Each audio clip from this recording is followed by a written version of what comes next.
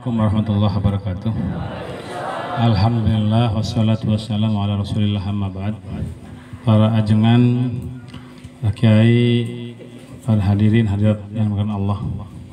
Alhamdulillah tadi sudah panjang lebar. Yang saya cuma dengerin tapi dengar sebagian paham, sebagian nggak paham. Cuma lain ketawa saya nggak bisa ketawa. Masalahnya nggak ngerti. Jadi maaf. Kayak ulangi kembali bahwa mulai besok dari Jakarta udah datang. Jadi teman-teman yang dari Jakarta, dari Purwakarta, dari Banten, dari Bogor, bahkan ini kedatangan fit sebenarnya harus besok karena malam Selasa harus hadir lebih awal.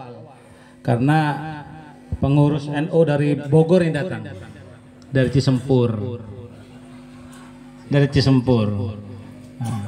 Dari Kabupaten Bogor itu Haji Abbas dari Pondok Pesantren Cisempur mewakili datang, juga dari Banten dari Pondok Pesantren Rangkas datang, yang mana beliau adalah tangan kanan dari Buya Muhtadi. Jangan khawatir, ilmunya insya Allah manfaat, amin. Juga dari Purwakarta bagian cucu atau cicit daripada Mamak Sempur Purwakarta itu Bagus Bakri. Nah, terus dari Jakarta beliau adalah Direktur Ghazalian. Saya tak berdiri aja, nggak enak. Saya kalau duduk enak keker. Jadi dari Jakarta itu yang hadir Direktur Ghazalian. Beliau mengarang, membaca kitab Ihya Ulumuddin, tapi artinya diartikan secara psikologis. Udah dibentuk. Kalau bahasa Indonesia itu buku, kalau kita kitab, buku.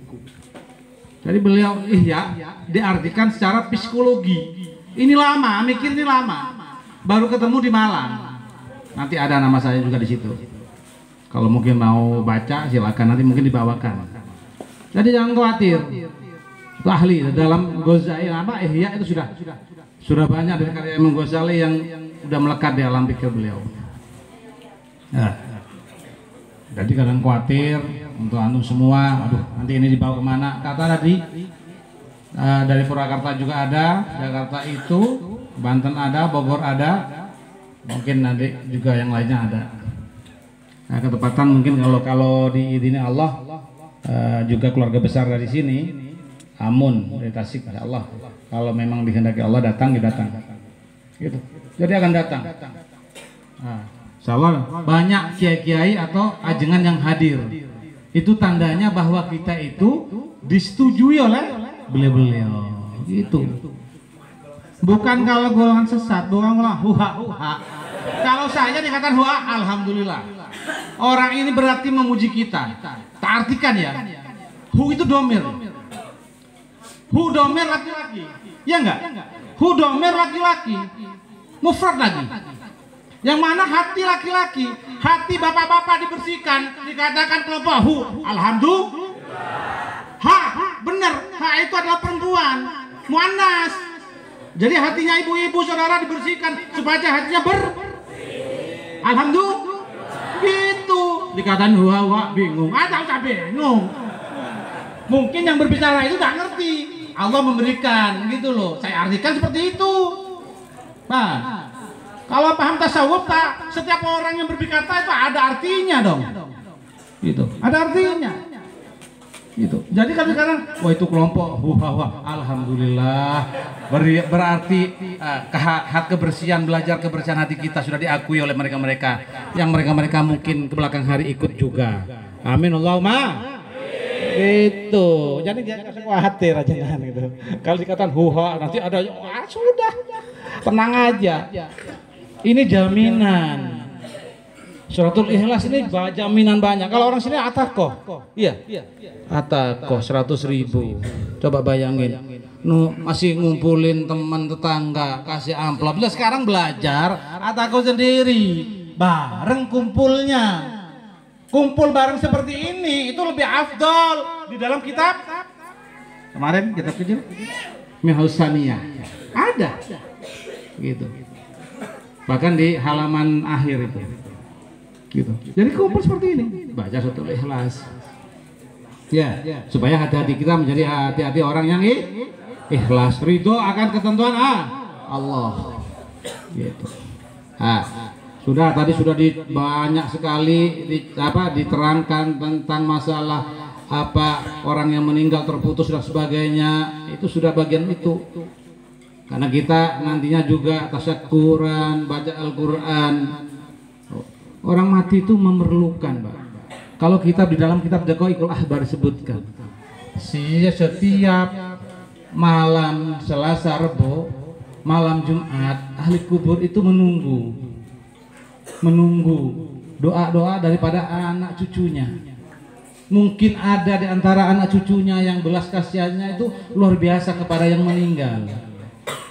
Ya saya katakan kemarin itu, coba dikaji itu di Daqaiqul Ahbar.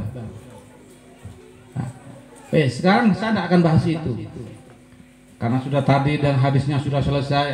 Saya akan bahas sedikit aja. Kitabnya kecil, sampai tidak ngerti Di dalam Jurmiyah itu setiap contoh nahwunya pasti ja'a zaitun. Saya akan bahas ja'a zaitun dengan doroba zaitun. Saya akan biar tahu nanti biar berkaitan dengan hati. Ya. Ja'a zaitun. Kalau anak-anak yang pondok ya sudah jelas ya. Ja'a zaitun. Wis teko zaitun sapa jahit. Sudah itu. Doroba zaitun, doroba semukul, sapa sing mukul zaitun jahit. Sudah. Ya seperti itu. Padahal lebih daripada itu coba diselami. Ajengan-ajengan ini perlu mengaji nih. Perlu. Jurmuah di adik-adik lu terus dikaji. Kalau mau mengkaji lebih dalam tentang Jurmiyah, Masya Allah, saya yakin dia akan menjadi sebagian daripada min ba'dil aulia. Nah itu. Jadi antum bisa daftar menjadi aulia itu boleh. Oh itu kitab katanya itu khusus orang-orang yang sudah makomnya lain. Loh, kalau kitab isi rasrul makom lain. Iya makom lain. Terus untuk siapa dibacanya? Siapapun boleh membaca dan siapapun boleh untuk bisa mendekat kepada Allah. Siapapun itu orangnya. Makanya wajib belajar. Bah, kembali pada ja'a zaitun. Ja'a istaqqa zaitun bil zaid. Artinya tatkala antum datang ke sini majelis, tatkala antum datang ke sini majelis, zaitun bertambah. Jadi kalau pulang dari masjid ini tidak berubah perilakunya, takutnya kepada Allah, nol. Siapapun orangnya yang hadir di sini. Ja'a zaitun. Tatkala datang pertolongan Allah maka tambahlah ketakutannya akan Allah. Berupa majelis seperti ini. Jangan hanya ja'a zaitun, ja'a istaqqa zaitun sampai zaid. Itu sudah kecil dulu saya hafal. Terus saja. Makanya kami punya itu majelis anak-anak yang di sana harus hafal Jurmiyah. Takrib harus hafal dulu. Alfiah itu nanti. Takrib gak hafal usnya atuh tok. Tonggone dicelatut tok. Ya apa? Ya. Ja'a zaitun. Tatkala sudah datang pertolongan Allah, antum datang dari rumah ingin mendapatkan apa? Hidayah, pengampunan Ja'ah datang jauh-jauh, kadang-kadang hujan datang pula. Zaitun maka bertambahlah rasa ketakutannya kepada Allah. Besok harinya bertambah, biasanya sholat cuma 5 waktu tambah qobliyah ba'diyah. Setelah itu tambah lagi dengan tahajudnya. Tahajudnya tambah lagi dengan duhanya. Dikerjakan Pak, berlatihan. Maka zaitun tambah. Kalau diartikan nama orang, zaitun nama orang. Mosok tapi mosok nipi lho kok gawe zaitun kok selamanya zaitun, zaitin. Lek zaitun, zaitin. Masa itu? Apakah dia tidak alim? Beliau tuh alim. Kok nggak pakai contoh yang lain? Pertanyaan kan begitu. Kok nggak pakai contoh yang lain? Dhahaba Muhammadun ila suq umpamanya. Kok nggak begitu? Dhahaba Muhammadun ila masjid umpamanya. Kok nggak pakai seperti itu kok? Cuma ja'a zaitun, doroba zaitun. Nah, setelah ja'a doroba, ismukul zaitun sapa zaid. Itu logatnya seperti itu. Tapi sebenarnya kandungan yang lebih dalam daripada doraba zaitun. Tatkala kamu datang pertolongan Allah, datang ke majelis, di situ diajarkan bacaan-bacaan yang kamu pukulkan ke hati kamu, maka bertambah ketakutan kamu kepada Allah. Itu ya. Makanya wis repot ngaji zaitun gak ngerti sing nyalano wong. Repot ya. Tidak mendalami tentang jurmiyah lebih dalam, apa sih maksudnya ini? Ribu. Kata ribu. Jangan ya. Kita hanya belajar dengan jurmiyah Pak, masya Allah luar biasa. Di situ ada pembagian tanda-tanda makrifah, tanda nakirah, itu semua dibahas di situ. Ada fa'il, ada fi'il, ada maf'ul. Maf'ul pasti yang menjadi objek. Gitu. Ya semua di situ. Ada khaliyah, ada tamyiz, ya. Gitu. Ada munada, semua ada di situ. Bab jamaah aja sudah berkaitan dengan amalan sehari-hari. Gitu.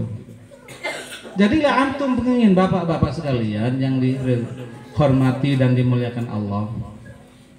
Kalau ingin bersih hatinya, belajar ja'a zaitun, doraba zaitun. Diingat-ingat, nanti pulang mikir, kata apa ja'a zaitun, doraba zaitun. Itu aja mikir. Insya Allah nanti akan diberi ilmu-ilmu yang lain oleh Allah. Dan dengan keberkahan, berkah daripada suratul ikhlas, dengan haknya suratul ikhlas, dan syafaat baginda Rasulullah SAW, kita dijadikan orang-orang yang sukses di dunia. Amin. Juga semoga dijadikan orang-orang yang sukses di akhirat. Amin. Berkah di dunia, berkah akhirat, manfaat dunia, manfaat akhirat, bisyafaat Rasulullah SAW. Al-Fatihah. Bismillahirrahmanirrahim. Iya kan memberikan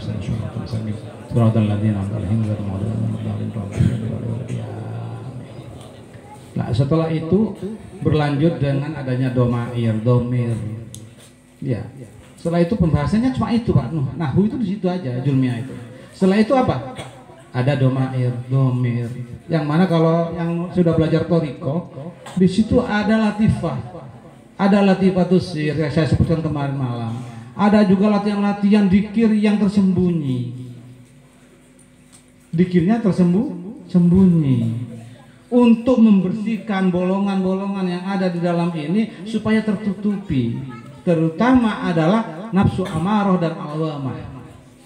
Gitu. Makanya saya tadi mengatakan kalau orang al-toriko itu biasanya berzikirnya kepala ini mesti menghadap yang ke kiri, karena di sini letak awamarah dan awamah. Yang diperinci lebih lanjut, bolongannya banyak. Itu dilatih dengan diisi lafzul jalalah. Gitu. Jadi domirnya maka 12 itu. Nah, nanti domir itu akan teringkas sama. Ya, kalau pikiran antum mungkin domir ya sudah huwa humahum itu sudah biasa. Hiya humahunna sudah biasa.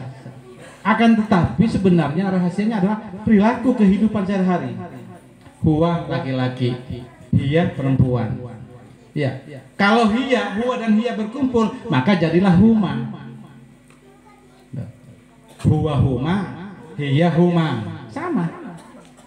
Nah, setelah berkumpul suami dan istri, bapak dan ibu beristri, itu adalah anak. Huma berkembang. Nah, setelah itu hum dan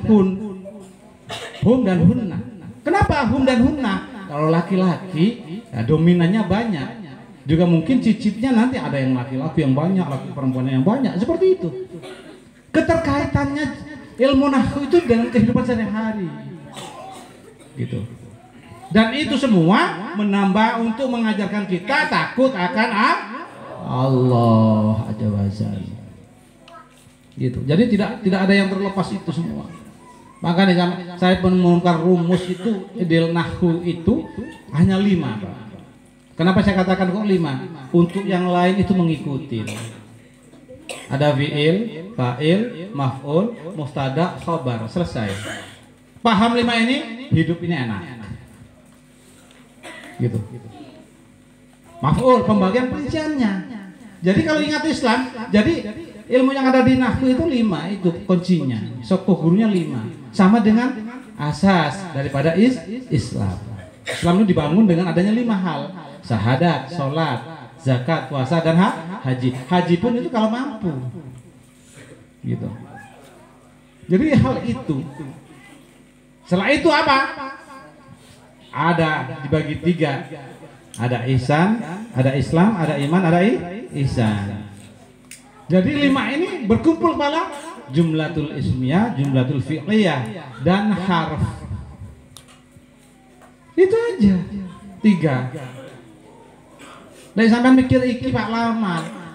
Ingin nih tahu rahasia seperti ini lama. Harus di pinggir laut 10 tahun. Jadi kalau ada ajengannya ke pinggir laut, jangan diolok-olok Pak. Karena ingin membedah rahasia yang termaktub di dalam kitab, yang selama ini hanya dibaca secara dohiriyah dengan artian lafziyah atau lugotnya doang. 10 tahun baru insya Allah nanti akan ketemu dengan rahasia-rahasia yang ada dalam kitab itu. Ada pembelajaran. Sampai 10 tahun nanti pinggir laut. Ini aja setahun pinggir laut diketawain, udah dikatakan gini ya. Ada. Waduh, edan katanya. Aduh, ini ajengan udah edan stres. Gimana? Ya, ini perjalanan ajengannya. Tak bilangin. Jadi memang saya latih pelan-pelan untuk mengetahui sir dan hikmah yang terdalam daripada kitab. Sudah gagal. Wah, bilangnya absennya masuk. Walaupun saya nggak ke sini, saya tahu ini masuk, hari ini nggak masuk. Absensinya banyak bolong-bolongnya. Karena udah dikatakan gini, akhirnya minder. Lebih-lebih ajengannya yang ada di sini. Oh, wah itu muda-muda stres sudah itu. Karena kebanyakan apa? Kurang ilmu dan sebagainya. Ya sudah, diem. Oh, bol birit, ya seperti itulah.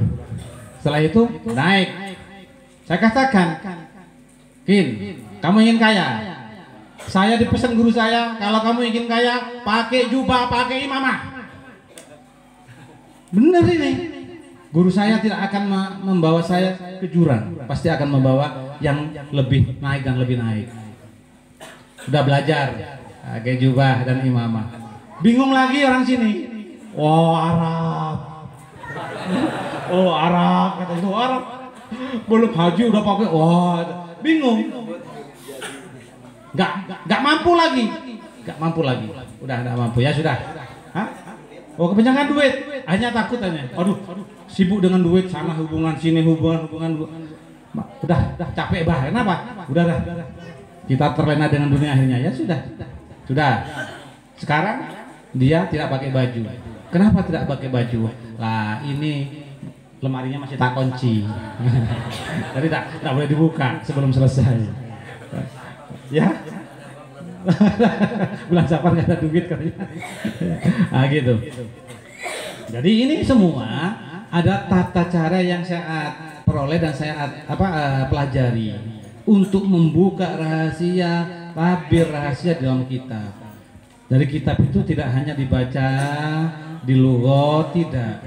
Ada rahasia apa sih? Gitu. Nah, seperti saya katakan tadi, Direktur Ghazaliyah, dia pahami Pak. Ihya aja dipahami sudah. Luar biasa. Tapi dia ambil ihya itu dengan artian psikologi, keadaan manusia. Setelah itu apa? Tak kasih kunci. Kamu lama-lama mikir itu. Kunci di ihya itu ada di perilaku kamu, wudu, dawamul wudu. Bapak-bapak, ibu-ibu sekalian, apakah sudah mengerjakan dawamul wudu? Ya? Aduh kok belum. Nah, belajar dawamul wudu. Bukan tajdil wudu ya. Kalau membahari wudu, setelah sholat batal, wudu lagi, itu bukan dawamul wudu Pak. Tajdil wudu memperbaharui wudu. Setelah wudu, setelah sholat wudu, perbaharui wudu lagi. Ada tetangganya begini ngomong, wah itu bukan dawamul wudu. Tidak bisa menjaga lesannya.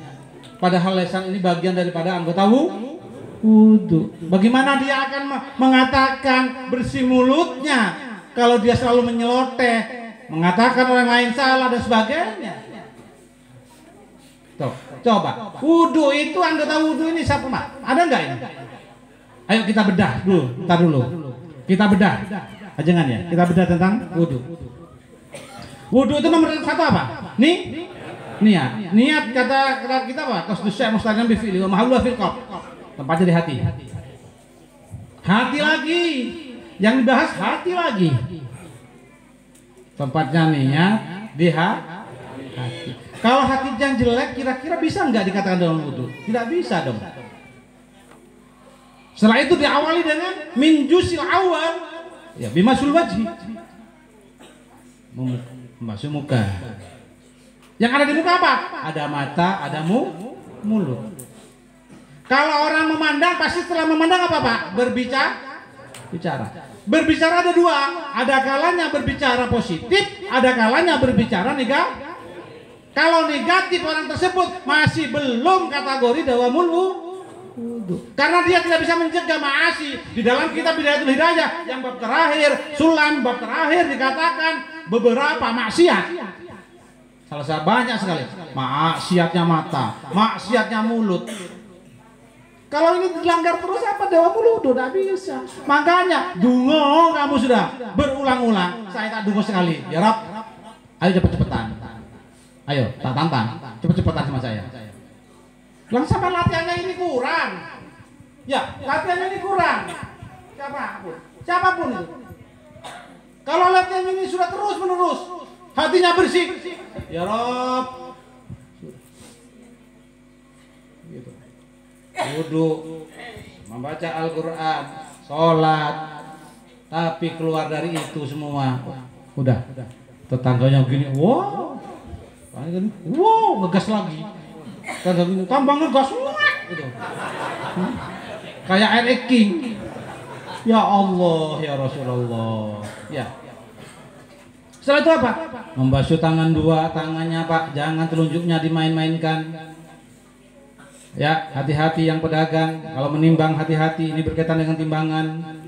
Tangannya diwuduin tadi, kemana hasil wuduknya? Kalau timbangannya nggak jelas. Kalau suka tuding-tuding, hati-hati nih. Hati-hati, benar ini. Juga ada maksiatnya tangan dua. Sebutkan kitab, itu di kitab semua, Pak. Setelah itu membasuh sebagian dari kepala. Kenapa kepala? Beda-beda di antara madhab itu. Imam Syafi'i bawahnya sebagian kepala, Imam Malik harus itu di belakang dan harus dikembalikan ke depan. Itu kenapa? Di sini ada otak. Otak kecil dan otak besar. Otak besar, otak kecil. Fungsi daripada otak berpikir. Kalau berpikirnya hanya untuk menjelekkan orang, menjatuhkan orang, wudunya ada. Masuk dawamul wudu. Duh. Ayo kita bedah biar dapat ilmu. Ya, gitu. Kita bedah. Kalau membedah ini Pak, saya katakan terus terang, ada seorang ajengan di sana tidak saya sebutkan. Saya bedah sedikit, beliau sadar dan menangis itu orang berilmu. Tandanya orang berilmu kalau diajak berbicara dengan bagus dan dibuka rahasianya menangis Pak.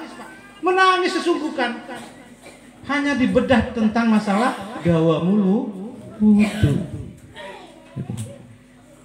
Setelah tangan apa? Telinga ya. Spesial dan telinganya dua.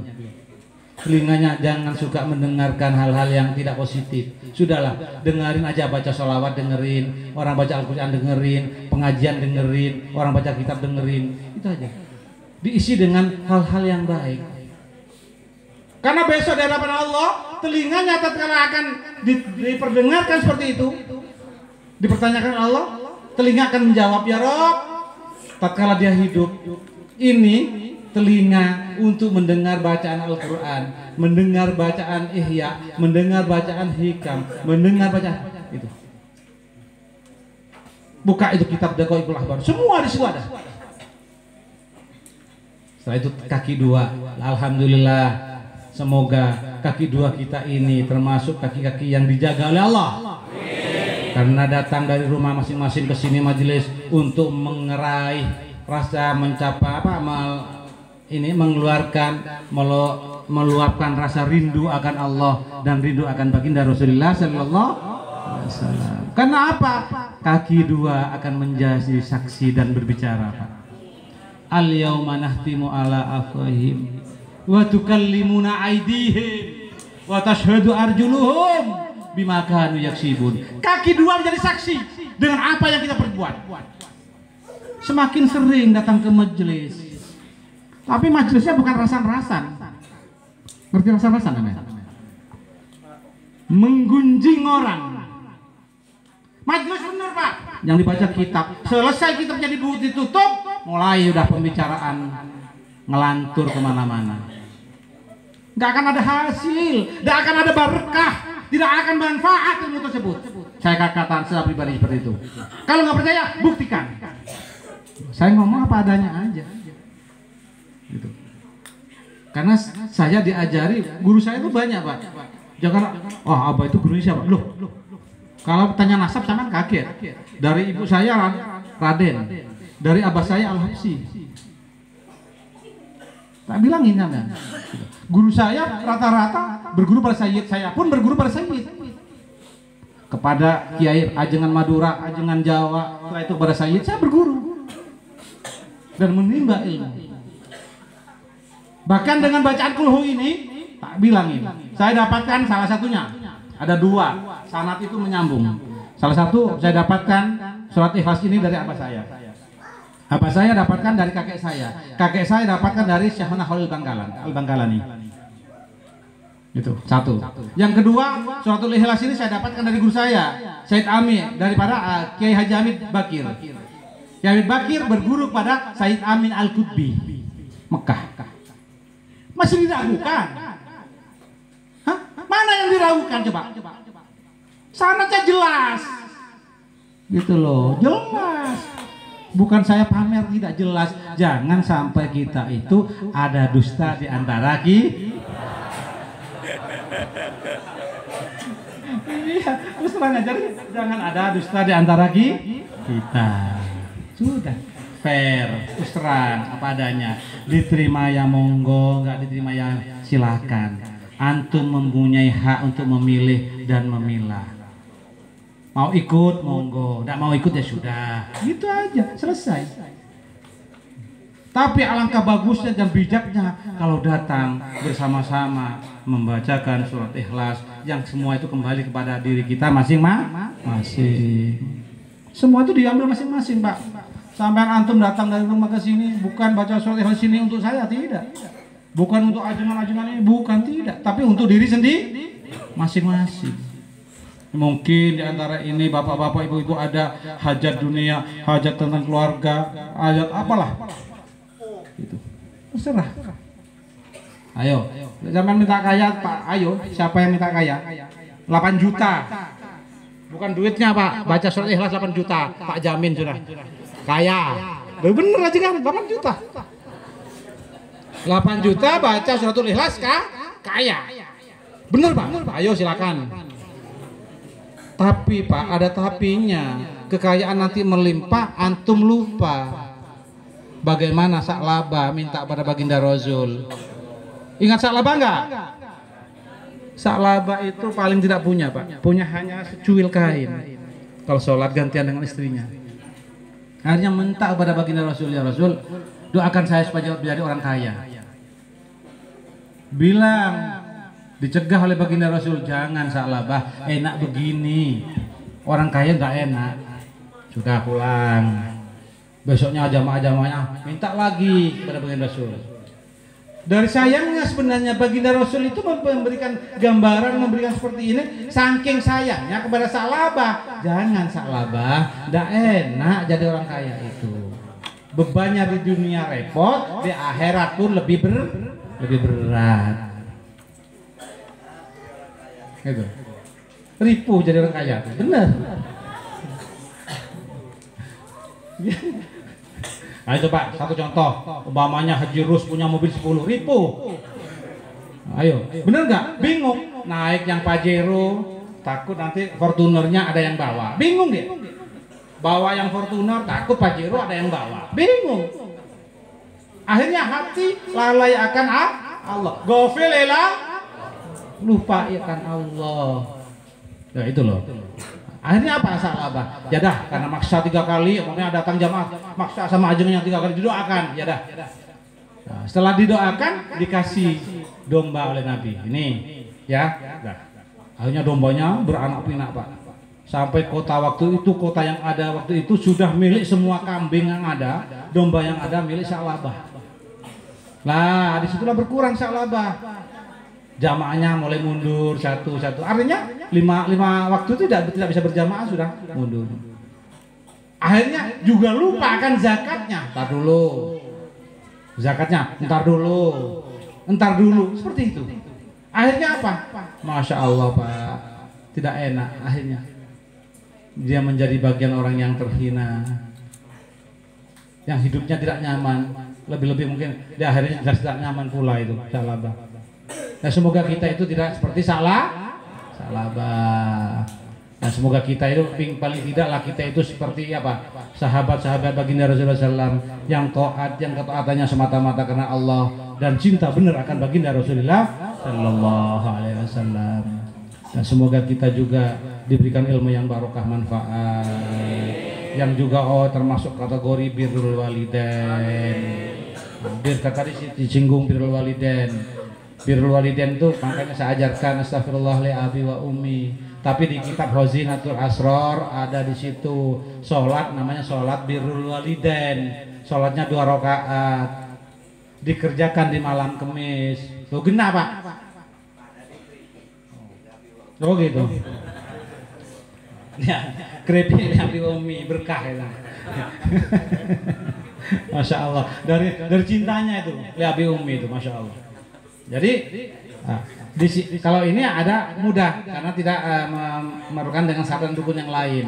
Tapi kalau di Khazinatul Asrar, di kitab Khazinatul Asrar, yang sama Asrar itu 2 Pak. Khazinatul Asrar, ada Sirrul Asrar. Kalau di Khazinatul Asrar disebutkan sholat birrul walidain dikerjakan ba'dah maghrib sampai isya itu malam Kamis. Rokaatnya 2 rokaat.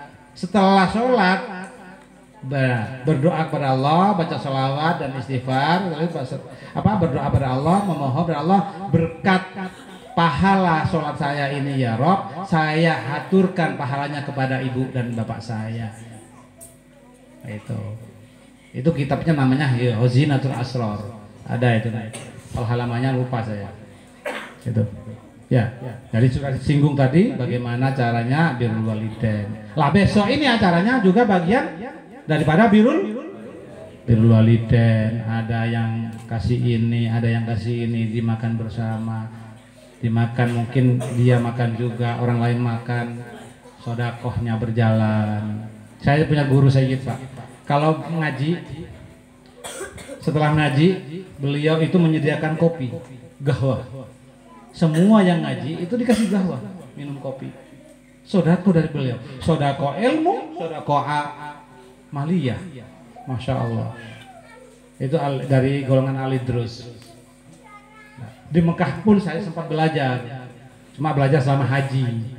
Selama haji saya belajar di halako-halako yang ada itu saya belajar. Gitu. Terus jangan khawatir, tanya nasab, tanya apalagi pendapat dari mana dan jangan ditanyakan Pak. Tenang, jangan khawatir.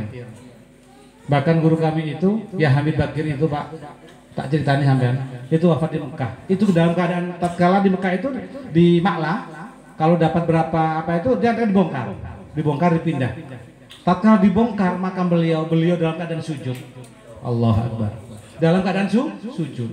Sehingga anak cucu dari beliau ini kalau ke Mekah dimuliakan Pak. Orang Mekah semua. Dari mana? Oh sudah. Dalam keadaan sujud beliau. Nah, kita ingin seperti itu enggak? Ingin seperti itu enggak? Ingin kan, paling tidak ya walaupun seperti itu, tapi kita tetap dijadikan orang-orang yang husnul khotimah. Amin Allahumma amin. Dan semoga kita juga mendapatkan berkah doa beliau sehingga kita itu diselamatkan dunia, akhirat, dilapangkan rezeki kita, dipermudahkan urusan kita, urusan dunia, urusan akhirat. Barokat doa di karamati Sayyid Amin Al-Qutbi bi'ri ya lelah ketal mukarramah wa bi syafaati Rasulullah sallam. Al-Fatihah. Ya Rabbi Muslim, selamat tinggal dan rahim, dan mau digariskan Rabbi Rabbi Firli Wali Wali Amin.